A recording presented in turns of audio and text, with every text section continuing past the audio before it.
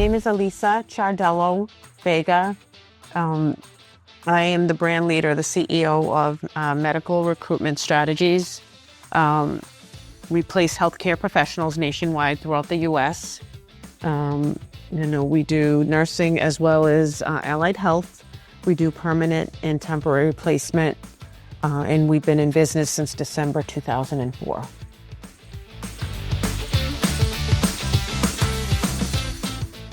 Really, we were looking for a partner that could help us with, recruiting for the healthcare professionals. Nationwide, obviously, that's 50 states, in the U.S. So we needed someone that could help us with high volume. A lot of our clients, well, I shouldn't say that. 90% of our clients right now are what we call VMS, vendor management system type clients. So, it's high volume. So we needed someone that we could bring on a team and help us with the recruiting process.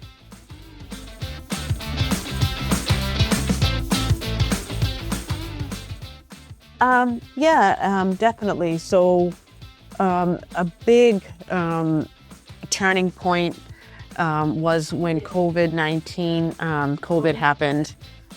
We actually had a group of recruiters here in Massachusetts. We did not know what COVID was going to do for our business, so we did end up reducing the team and really not having any recruiters here. Our business went opposite than what we thought. We actually ended up being our best year. We had to recruit for probably a good 12 to 1,300 healthcare professionals, to help with the COVID vaccines. And, IMS actually stepped to the plate. We ended up growing from, I think we had a team of 5 at that point at IMS to a team of 100, a little bit over 100 recruiters. So we were able to scale up very quickly, get the training done. We had some good team leaders there at IMS that really understood our business because they were working with us prior to that. So that helped. If we had just to jump in, it would have been probably a little bit more difficult, because we'd have to have them understand our business, but the team leaders that we had understood our business, so they were able to train all of the recruiters, the 100 plus recruiters, and we ended up having a great outcome in COVID-19. I think it was 2021. Dedication. I think the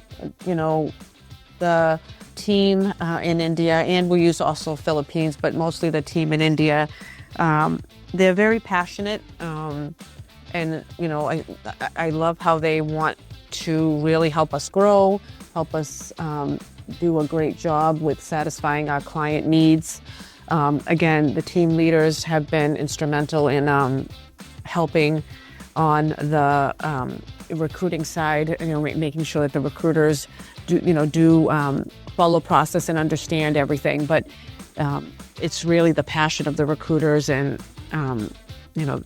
the team building. And I know they care about our business as much as we do.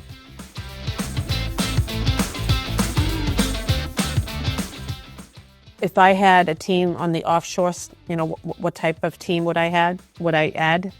So I would say the team that, that similar to what we're doing, really helping us, again, from the volume perspective, reach out to as many candidates as we can, where we need a lot of, where there's a lot of volume, we need a lot of, bodies to help us. I think the, recruiting piece, and I would say, and again, this is more on the Philippines, but it's still IMS. They've been really crucial in helping us on the onboarding side when we're onboarding the candidates, which is more of an administrative role. I think that is a plus as well.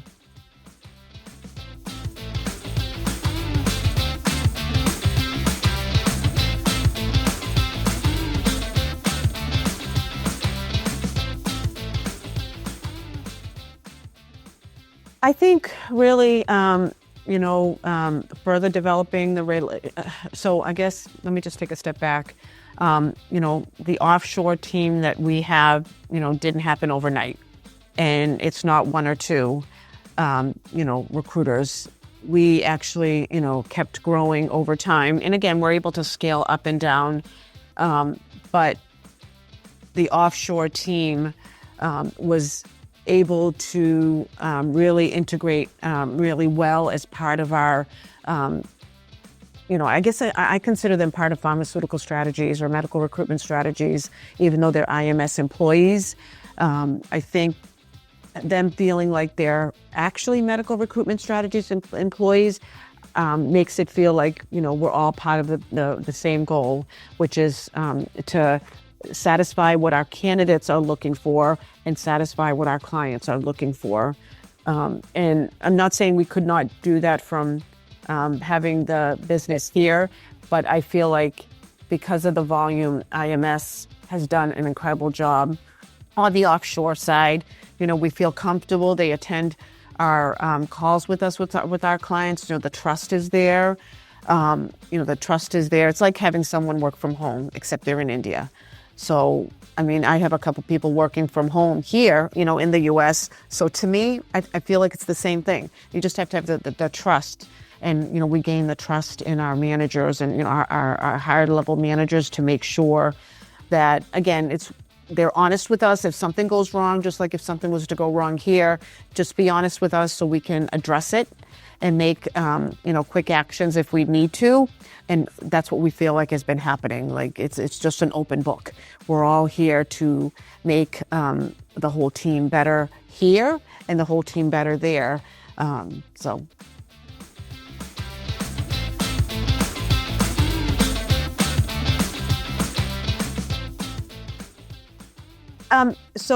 the first one is, and it's so important, it's clear communication both ways.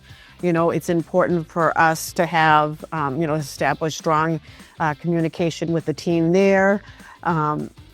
We know there's, different culture, them understanding our culture because it'll help them understand, when they're talking to candidates. So clear communication is by far the number one.